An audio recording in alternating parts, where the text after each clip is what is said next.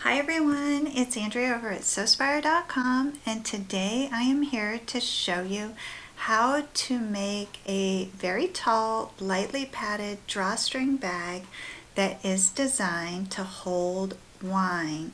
So this is the third gift in our Handmade Holiday Series that is running through the end of the year. I have already crafted the interior of this to save us a little bit of time, and this is the lining, so you can get an idea of, it's a cylinder, very tall cylinder with a round bottom, and the wine will fit in there perfectly. And then we're going to integrate a cinch up closure for that. So I'm going to show you how to make the drawstring and the exterior, and you'll just replicate one more exterior for the interior. Okay, the only difference between the interior and the exterior is the interior does not have any quilt batting. So to begin, you're going to need a large rectangle which measures 17 inches by 12 inches, and you're going to want a like-sized piece of batting. You're going to take that and fold it in half long ways, and then using 3/8 of an inch seam allowance, stitch down that long edge. Okay, and then you can see that by doing that, I've created that cylinder. Okay, we're going to set that aside for just a second. Then you're going to cut out two 4.5 inch by 4.5 inch squares, okay, and one will be for the exterior and one for the interior. Fold those in half and then over one more time, and so your raw edges are here, and you're just going to lightly angle those to create a circle. It doesn't have to be perfect. We just want to soften those corners a little bit here. So I have already done that out of a coordinating piece of fabric, and the only thing I have to do is put a little quilt batting on the back of that.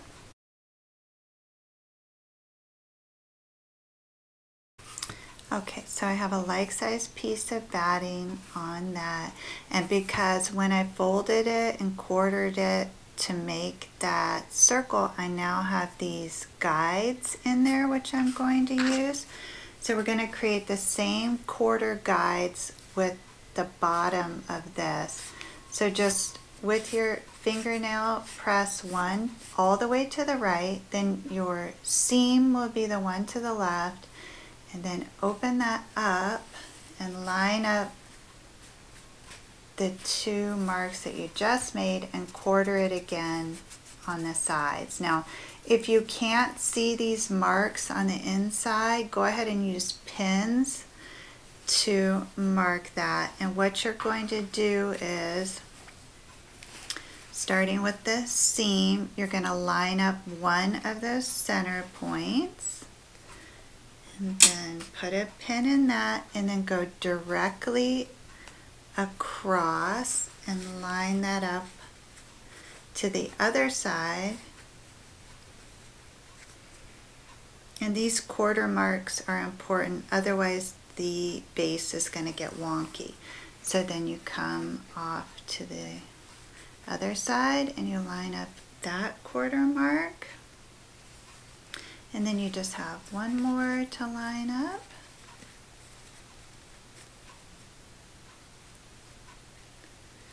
And now the base and the actual cylinder are quartered off, and you're just going to position this up on the machine deck and moving slowly around. You'll just turn that on your deck and remove the pins as you go. You're going to stitch on that base. I like to begin at the seam.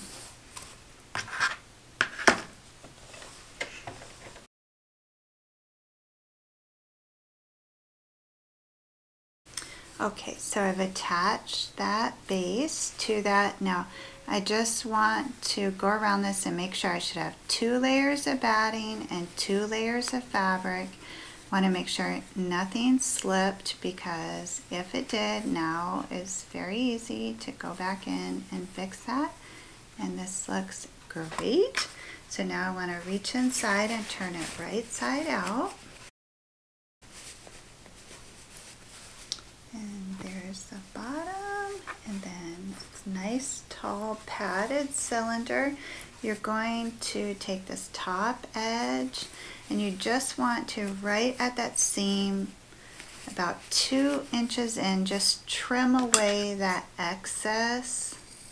You don't have to do the whole thing, just about 2.5 inches. You just don't want to let it bulk there, because that will inhibit the drawstring. Okay, then fold that top edge over about 1 inch all the way across there, and then kind of press it with your hand. And you will create the interior using the same pieces and the same measurements, and fold that top edge over 1 inch. And then you're just going to fit this interior inside there.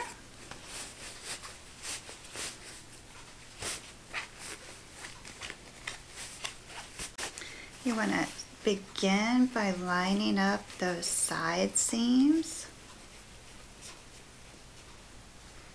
And then after you get the side seam aligned, then you can just work around that, keeping those top hems, or folds rather, nice and even, and just make yourself all the way around that.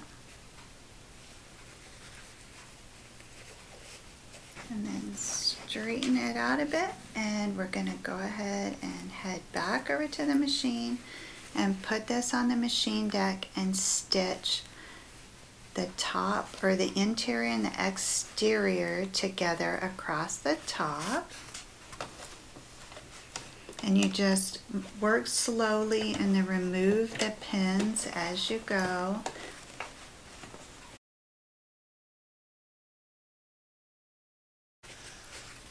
Okay, I've made it all the way around that top edge, and if I stop now, I would just have a very sweet cylinder that you could fold down that top edge and then slip the twine inside.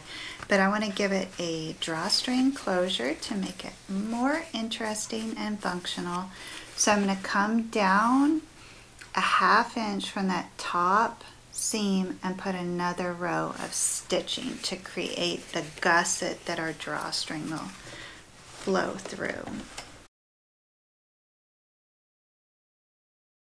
Okay, so you can see now I have 2 rows of stitching between that top and that second row of stitching. We're just going to carefully remove those stitches at the seam. And this is where we'll be able to thread the drawstring through. Now if you want to use ribbon or nylon cords, you could do that. Cut a 28-inch piece.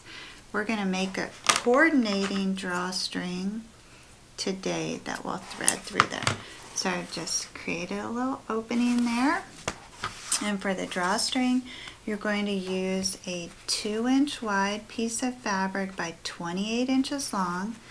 At each end, fold over that top edge 1/2 inch, then fold the rectangle in half, open that up, bring those edges inward to meet on that center line, and fold it over one more time to create a nice little narrow drawstring. You're just going to stitch down that open edge to finish it.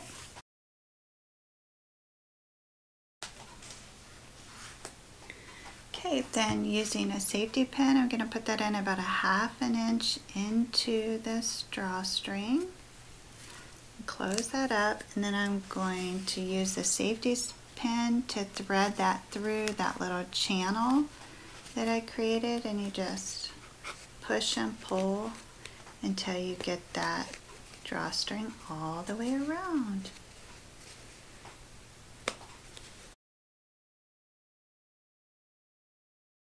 Okay, I made it all the way around, and then you can see how that cinches up nice. And what I like to do is just get the drawstring even and go ahead and knot that at the ends, because you wouldn't want that drawstring to get pulled out and then you didn't have a safety pin or something with you. Okay, so there we have it. I don't have any wine in the studio, although I should, right? So all I have right now is this giant Voss bottle, but I will put some wine in there and get a picture for you to show you that it does work. But you can see that slips in there. And then ideally you'd be able to see the little top of the wine bottle there, and you can write a little note and put that with it. I'm sure that there are other bottles that would be totally adorable in here too. You might be able to put fruit in this. If you wrapped it, you could put cookies in this. There are a lot of options for this. So I hope you enjoyed the project. It was an absolute joy to sew with you. I will be back next week with another small gift project for us to make in this continuing series. So until then, please know the creative genius in me celebrates the creative genius in you. Have a beautiful day, everyone.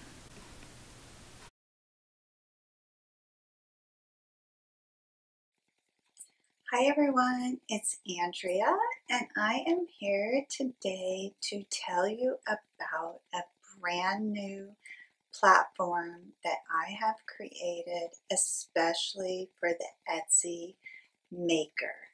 This may come as a shock to you, and actually, if I can be totally honest, it shocks me because I know that it was just one woman and a sewing machine that did this. But guys, girls, ladies, people, I have made more than $250,000 selling my products on Etsy. Now, for some of you, perhaps that's not a lot of money, but if you think about it, what would $250,000 mean to your family? Like, you could do a lot of stuff.